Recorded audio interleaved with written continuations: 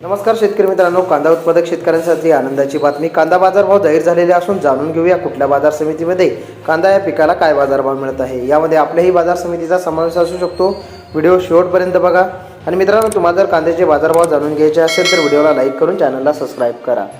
तर पहिली बाजार समिती आहे पैठण. आवक झालेली आहे 3080 क्विंटल. या ठिकाणी उन्हाळी कांद्यासाठी किमान दर आहे 100, कमाल दर 1050, तर सर्वसाधारण दर मिळतोय 750 रुपये.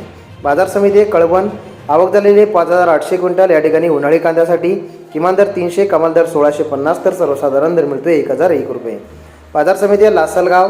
आवक झालेली आहे 11962 क्विंटल. या ठिकाणी उन्हाळी कांद्यासाठी किमान दर 500, कमाल दर 1600, तर सर्वसाधारण दर 1150 रुपये मिळत आहे.